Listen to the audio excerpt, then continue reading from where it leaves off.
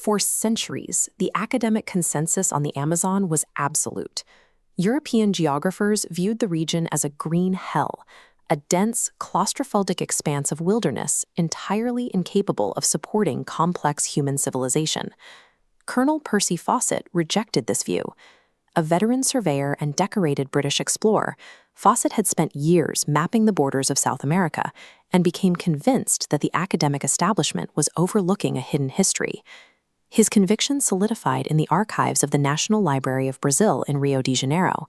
It was here that he uncovered a document that would consume the rest of his life. Catalogued as Manuscript 512, the 18th century report described a sprawling, abandoned city found by Portuguese adventurers in the Brazilian interior. The text detailed triple archways and stone monuments that Fawcett believed were evidence of a lost Greco-Roman style civilization.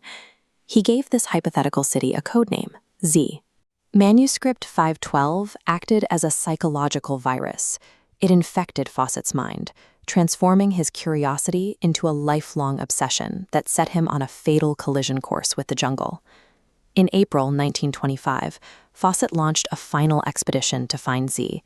It was a strikingly lightweight team, consisting only of Fawcett himself, his eldest son Jack, and Jack's best friend, Raleigh Ramel. Fawcett planned to travel fast and light, but this strategy relied on a fatal assumption. He expected indigenous tribes to feed and guide them, despite bringing almost no tributary gifts, an arrogant breach of protocol that historically antagonized local groups. By May 29th, the trio reached a location Fawcett dubbed Dead Horse Camp. He sent one final, highly optimistic letter back to his wife via a native runner, stating that she need have no fear of any failure.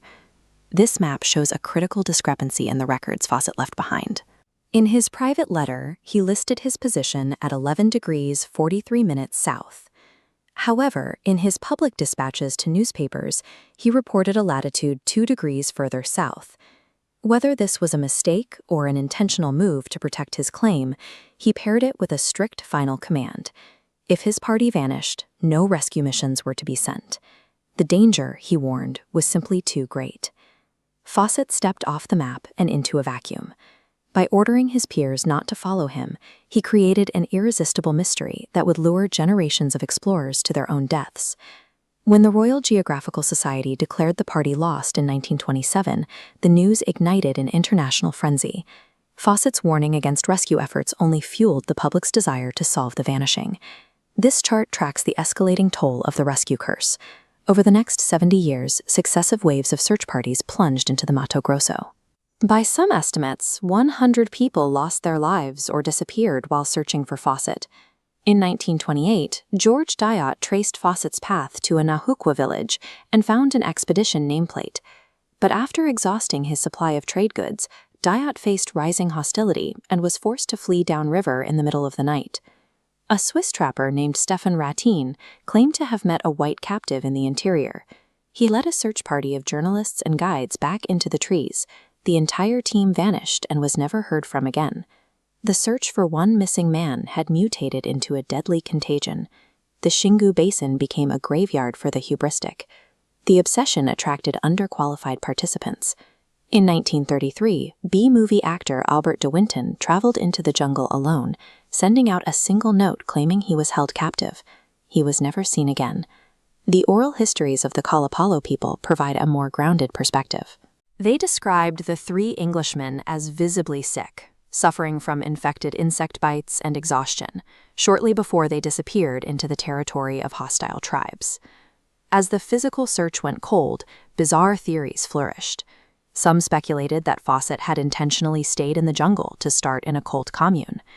The environment itself aggressively erased the expedition's presence. Muddy rivers and dense flora quickly consume all physical evidence of human failure. The absolute lack of physical evidence transformed Fawcett into a psychological myth, a ghost of the Amazon that remained unsolved for nearly a century. In the 21st century, researchers began applying high-resolution mapping and modern archaeological methods to the vast Amazonian interior. Anthropologist Michael Heckenberger partnered with the indigenous Kuhikugu people, whose ancestors had inhabited the region for a millennium. Together, they uncovered the ruins of an archaeological complex called Kuhikugu. Ground exploration revealed that the forest floor was shaped by human engineering. This massive discovery occurred in the exact region where Percy Fawcett had vanished searching for Z. Kuhikugu did not match the Greco-Roman stone ruins of Fawcett's imagination. Instead, the Amazonians built with wood and earth, materials that eventually decomposed into the forest floor, hiding their brilliance from European eyes. This topographical map visualizes the site's scale, featuring 150-foot wide roads, defensive moats, and massive circular plazas linked by a sophisticated grid.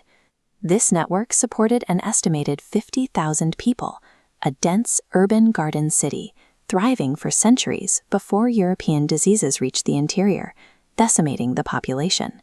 The tragedy of Fawcett's hubris was that he was searching for the right kind of city with the wrong kind of expectations. He expected stone monuments, and so he failed to see the advanced wooden empire right in front of him.